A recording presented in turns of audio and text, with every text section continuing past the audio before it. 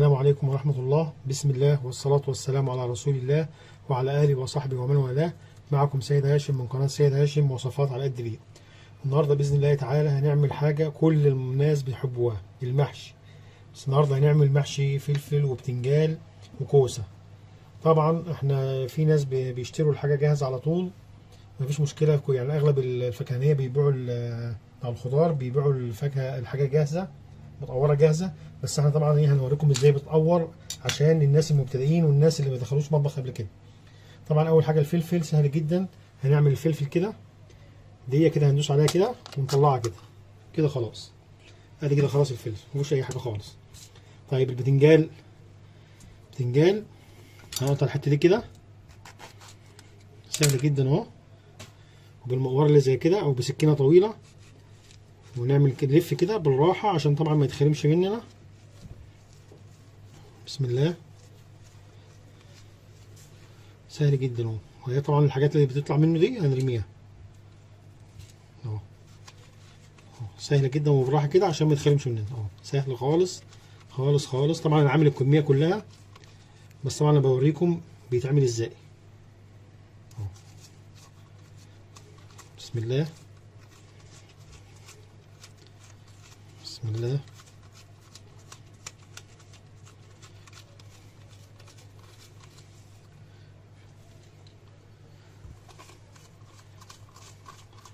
بسم الله.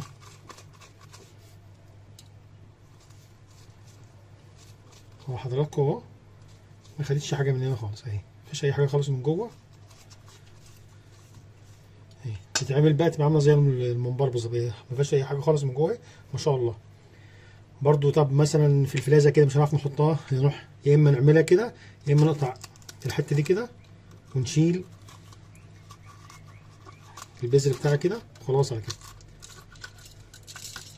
خلاص كده ما فيهاش اي حاجه خالص. طب الكوسه نفس القصه، هنشيل الحته دي كده وبرضو بسكينه صغيره او بالمقوار، بس طبعا هنحسب عليها شويه عشان دي بتتخرم بسرعه. هو في طبعا ليها مقوار لوحدي بس هو مش عندي، انا بعملها طبعا بالراحه كده. بسم الله بسم الله.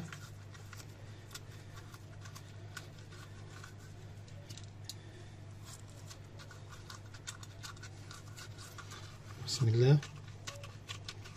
بس طبعا الكوسه مش هنشيلها اول اللي فيها عشان هي اصلا هي بتطيب بسرعه.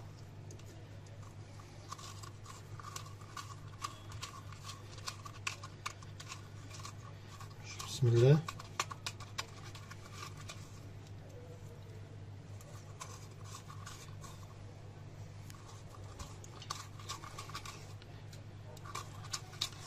هي برضو ما شاء الله ما فيش اي حاجه خالص اهي.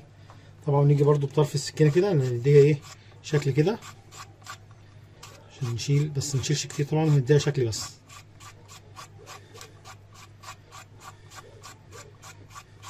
هي ما شاء الله مش مشكله خالص ما شاء الله. بعد كده طبعا بعد ما نخلص الكميه كلها بنحطها في ميه بملح، ونسيبها شويه طبعا عشان بتدي طعم للحاجه نفسها وتبقى حقيقه معانا. وطبعا لو احنا جبنا مثلا الحاجه مش هنعملها النهارده، ما ينفعش تتغسل وتحط في التلاجة، عشان لو اتغسلت وتتحط في التلاجة هتجلد مننا ومش هتطيب. فطبعا لازم تطلع او تتحط في ميه تتغسل في نفس اليوم اللي هتعمل فيه.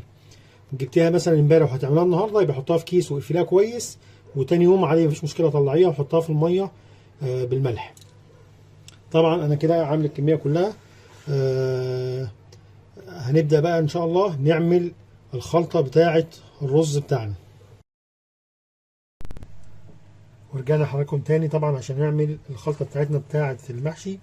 معانا طبعا طماطم معصوره، ومعانا بصل، ومعانا صلصه، ومعانا خضره طبعا مشكله كزبره وبقدونس وشبت يعني ربطه، ومعانا بابريكا، ومعانا معلقه سكر او نص معلقه سكر، ومعانا مكعب مرق، والتوابل بتاعتنا ملح وفلفل وكمون وكزبره والسبع بهارات. طبعا احنا ما بنحبش نعملها ني في ني، بس ايه هنسبكها شويه. اول حاجه في حله على النار هننزل بزبده او سمنه، طبعا بنحط لها زيت برضو، بس احنا برضو ايه لازم نحط ايه زبده او سمنه عشان طبعا تدي طعم حلو. وننزل بعد كده بالزيت.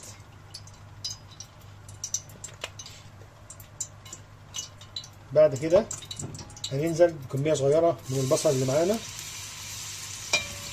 عشان البصل كله، البصل طبعا الباقي ده هنخليه معانا دلوقتي، هنعمل برضه بيه الخلطة ان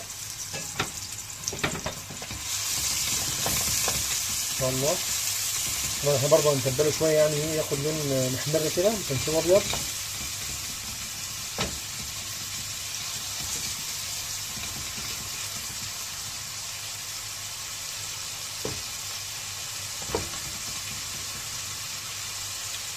جربوه بالطريقة دي، تحفة بصراحة، تحفة.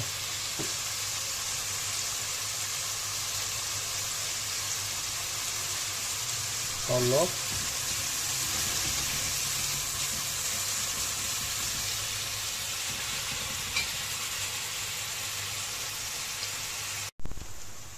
بعد كده ننزل بالبابريكا بتاعتنا ونديها تقليبة كده، وطبعا على طول ننزل بالصلصة عشان ما تتحرقش معانا. بسم الله.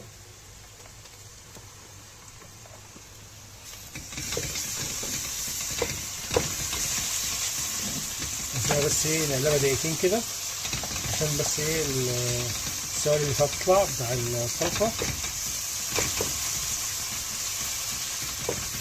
شاء الله.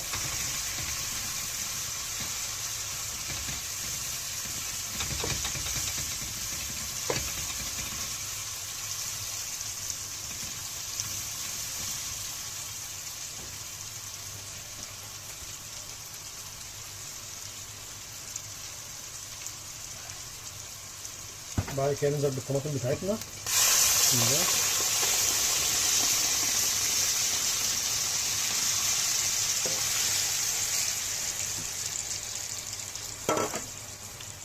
طبعا كل ده هينزل بقى قليل طبعا لما تتسبك معانا.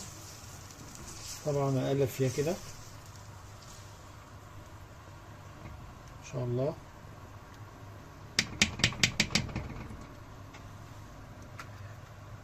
ننزل بالتوابل بتاعتنا، نقلب.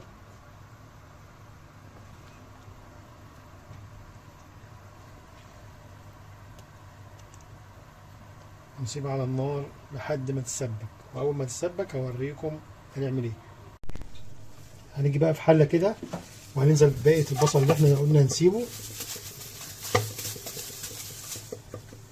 وهننزل عليه برضو بملح وفلفل وكمون وكزبره، نعصره كده عشان نجيب الميه بتاعته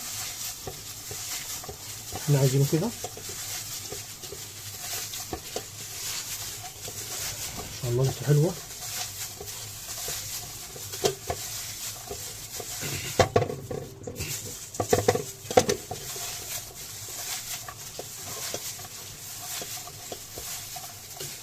وننزل بعد كده بفصين توم،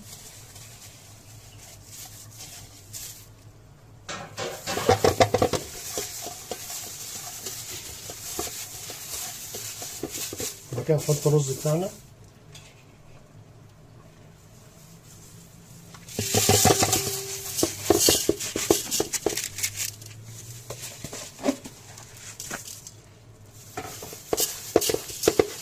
طبعا على حسب كمية المحشي اللي احنا هنعملها. لو احنا هنعمل كمية كبيرة طبعا الرز ده كتير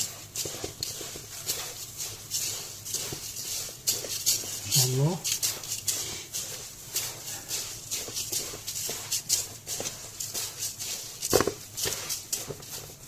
بعد كده ننزل بالخضرة بتاعتنا،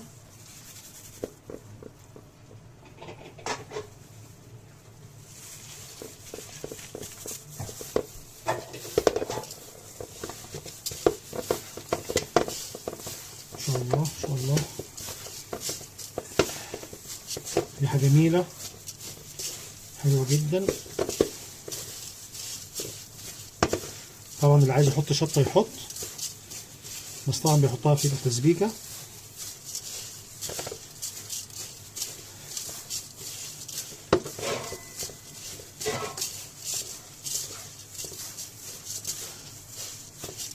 ان شاء الله.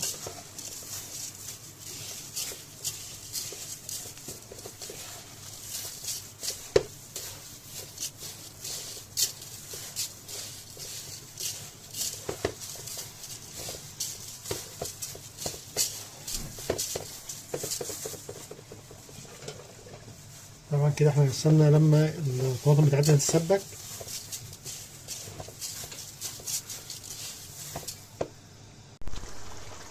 كده الطماطم بتاعتنا اتسبكت اهي، الماده الدهنيه على الوش طبعا كده اتسبكت معانا. هناخد منهم معلقتين كده، هقول لكم هنعمل بيهم دلوقتي. وبعد كده بقى الصلصه وهي سخنه كده هننزل بيها على الرز.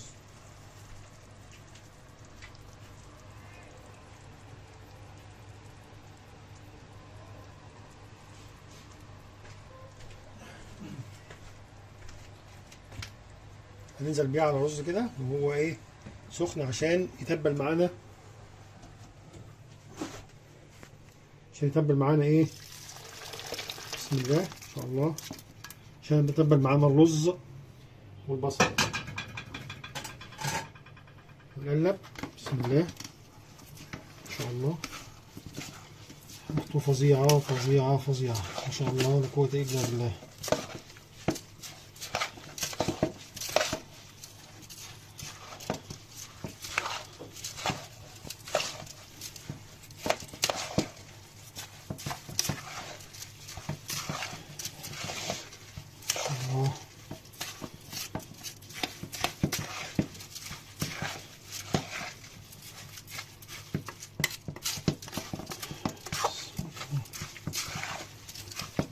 بسم الله اللهم صل على النبي.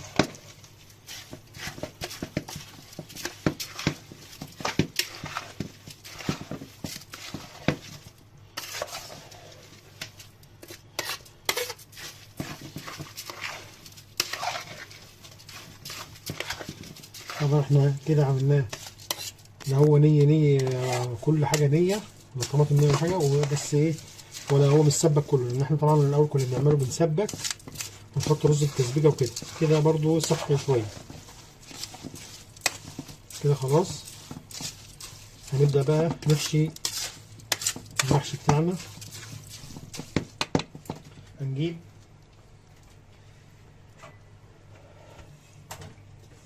حلة ونحط فيها بصل وطماطم وشوية زيت. طبعا هنحشي، هنبص هنحشي ازاي. بصوا حضراتكم،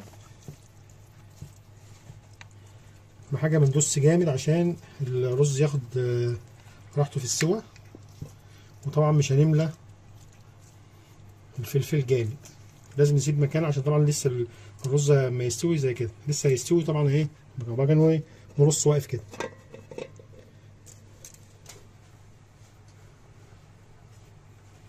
واحدة كمان نفس الكلام، طبعا مش هندوس عليه جامد كده، ونديله مساحة عشان لسه ما يستوي هيزيد معانا. نفس القصة ان شاء الله. الكوسة نفس الكلام برضو بالظبط، برضو هنحشيها كده بس برضو مش هندوس عليها جامد.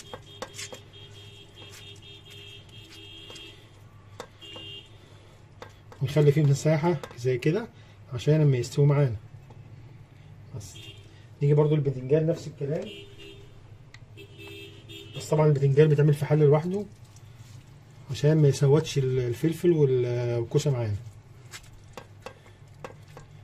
برضو مش هندوس عليه جامد برضو كده عشان ياخد راحته، برضو نسيب مسافة كده عشان ياخد راحته في السوا، وبرضو ما يزيد ما يطلعش بره. لا طبعا هنية في الحلة التانية اهي، الحلة التانية برضو هنبص واقف كده. هكمل بقية رص المحشي بتاعنا وارجع لكم تاني. ورجعنا تاني. طبعا احنا المفروض نسقي المحشي بتاعنا بشوربة تقيلة، يعني مثلا ماسورة، لحمة بيضة سمينة او كده. بس لو ما عندناش شوربة مش هنعمل محشي، لا نعمل محشي. طبعا هنعمل ايه؟ طبعا احنا قلنا احنا خدنا معلقتين صلصة من اللي احنا كنا بنعمل بها التسبيك. هنحط مية بعد كده ننزل بالمعلقتين بتوع دول ما شاء الله. هنقلب تبقى احلى شوربه ان شاء الله. برضو ننزل نحط عليها ورق لورا وحبهان وسبع بهارات وفلفل وبابريكا واتنين مرق. بنقلب. دي بقى ممكن نعمل بقى اي حاجه، نعمل بقى ملوخيه كمان الميه دي، نعمل بقى ملوخيه، نعمل بقى رز، نعمل بقى اي حاجه، تبقى طعمها جميل جدا جدا جدا. وطبعا اول ما تغلي معانا هنسقي بيها ايه المحشي بتاعنا. ورجعنا تاني بعد ما الشوربه بتاعتنا يعتبر غلت، هننزل بحته زبده كده ما شاء الله، تدي طعم حلو جدا.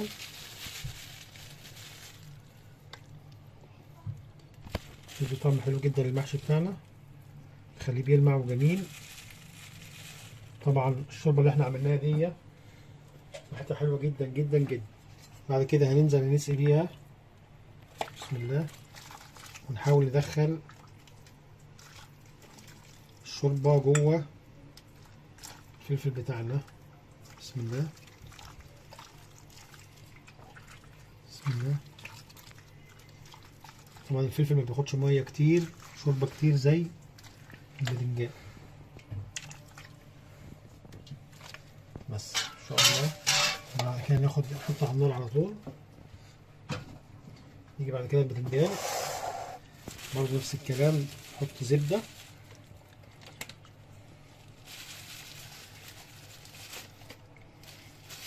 بسم الله. برضو نسي ندخل برضو الشوربة جوه البتنجان عشان يستوي معانا كويس. طبعا البتنجان بياخد شوربة أكتر عشان بيشرب، عكس الفلفل والكوسة. بسم الله.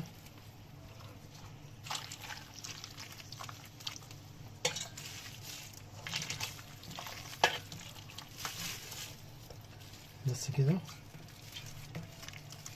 نحطه بقى على النار ونسيبه يستوي براحته.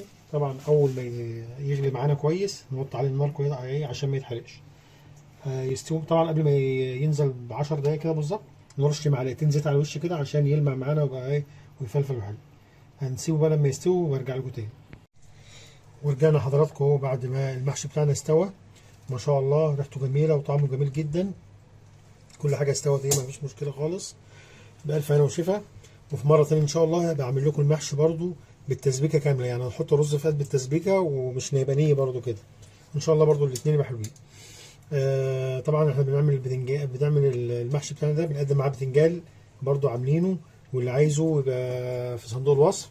ومعاه ملوخيه ناشفه طبعا ايه برضو جميله، وعاملينها والله بالشوربه بتاعه اللي احنا سقينا بيها المحشي دي، جميله جدا وطعمها جميل جدا. واتفضلوا كلوا معانا. لو عجبكم الفيديو ما تنسوش تشتركوا في القناة وتفعلوا زر الجرس على الكل. واي حد عايز اي حاجة، عايز اي اكلة يقول لي وانا اعملها له من عينيا الاثنين. واي حد يشترك في القناة يقول لي هو منين، عشان انا بشكر كل الناس اللي اشتركوا في القناة ودعموني، وبقول لهم الف الف شكر. شكرا لكم جميعا. وان شاء الله هقدم لكم فيديوهات قريب، حاجات جديدة وحاجات من الاكل المصري الاصيل، وبرضو حاجات جديدة وحاجات من اللي احنا بنعملها لسه جديد وكده. والسلام عليكم ورحمة الله وبركاته.